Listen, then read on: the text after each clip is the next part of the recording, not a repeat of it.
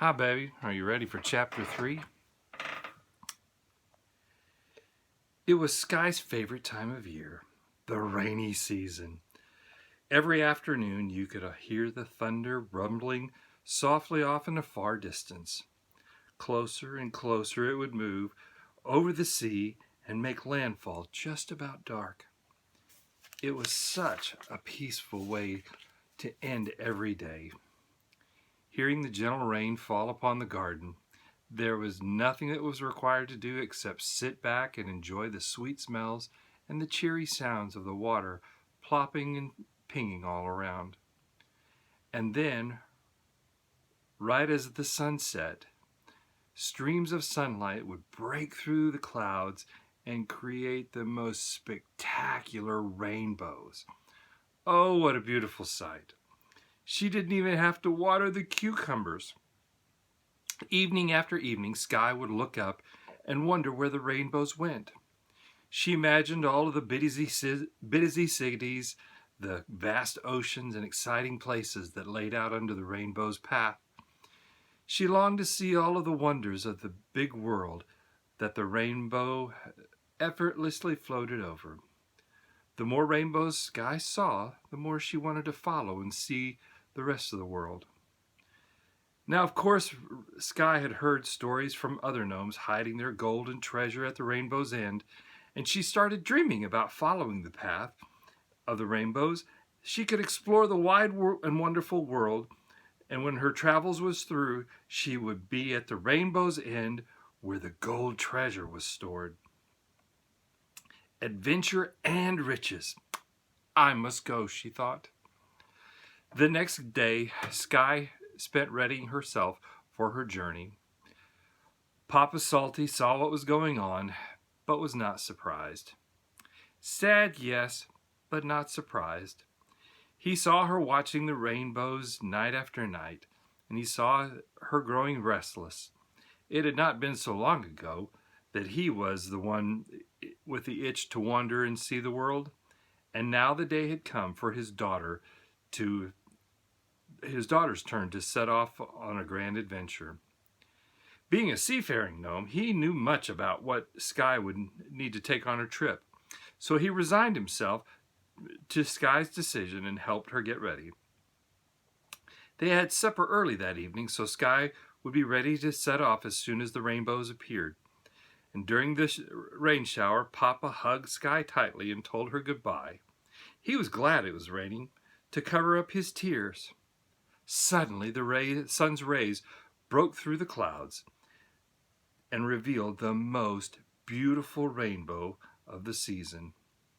Its colors were bright and sparkling, and its curve beckoning far over the hills. It was almost calling Skye's name. So off she went to find her adventure and riches. She barely heard Salty's last words. I'll leave the light on for you. Now, Papa Salty made sure that Skye had properly learned the skills of navigation. The old sailor had instructed her well on how to be able to travel without needing maps. During yesterday's rainbows, Skye had lined up the legs of the rainbows with landmarks on the ground. One landmark in particular was the largest of a mountain far off on the horizon. Skye had seen that mountain her whole life, and for the first time, she started wondering about it. How far away? What's its name? Does anybody live there? Funny how she had always seen it, but had never really seen it until the rainbow pointed it out. Now it stood as a beacon, showing her the way. For the first several days of her journey, Skye kept in a straight line with the mountain in front and the lighthouse in back of her, and the rainbow above her in the evenings. And after several more days, she finally lost sight of the lighthouse. Over the mountains, the rainbow guided her. Somehow, the mountains didn't seem to get any closer. After several more days of travel, Skye came across a small broken-down farm. Its fences needed mending. The barns had boards missing on the walls and the doors. The house was in the need of a roof being fixed, and everything needed painting. Skye was thinking to herself about what a sad state the farm was in, and that she had. Then it was that she noticed a picnic table beside the house.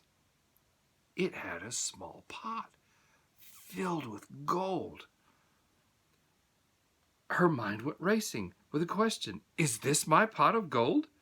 She hurried her steps and quickened her pace toward the pot. The closer she got, the more certain she was that it was indeed her pot of gold. Once at the table, Skye could not believe that it was real, but it was there, right in front of her, a big pile of treasure. It was not as big as the one she had pictured in her head, but it was real, and it was waiting for her to take home. How surprised her Papa Salty would be. As Skye reached for the gold with her hands, a voice came booming behind her. What do you think you're doing?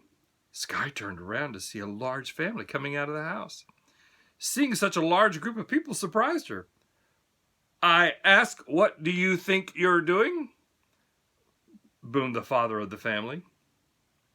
I was getting my pot of gold at the rainbow's end, said Skye. The smallest of the girls in the family looked at Skye and then, with big sad eyes, asked her mother, Mama, do you see a rainbow? The mother looked at her husband and then looked straight into Skye's eyes. No, dear, I don't see a rainbow anywhere. One of the older boys sprinted to the table and snatched the pot away. This gold comes from all the extra work from every member of this family. My dad provides food and clothes for all of us, then cuts wood late in the day to sell to those nearby. My mama sells her baked goods after she's provided meals for all of us, and my sister sews clothes for the people of the town after we all have something to wear. And after my brothers and I finish our chores on the farm, we go to work for other farmers for pay. The gold in the pot is from all of our efforts after we've taken care of ourselves. Tell me, why do you think it belongs to you? Skye felt a little embarrassed. Indeed, this was clearly not her treasure. It belonged to the ones who had worked for it and earned it. She quickly apologized for getting carried away with her hunt for treasure, that she didn't consider that the treasure did not belong to her, that all the treasure along her journey did not belong to her. The family accepted her apology and invited her in for supper. They all talked and laughed and told stories long into the evening, and when the mother realized how late it was, she made up a bed for Skye to spend the night.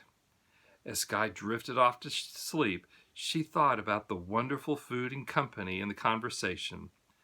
I would have not traded this evening for 5 pots of gold. Being with this family, for even such a short time, was priceless. Skye was sad to think that she would be leaving the family that she just met, but with the new day's sun came the new adventure that must be seen. Having been an only child growing up with only her papa, a large family was both an amazing and satisfying experience. Skye might one day have a large family of her own, but she'd never thought about that until now. But today was the day to continue on her journey. From the top of the high hill, Skye waved goodbye to the large family, with her turning her back on the farm, and she set on her path again to the distant mountain that did not look any closer. That's the end of chapter 3.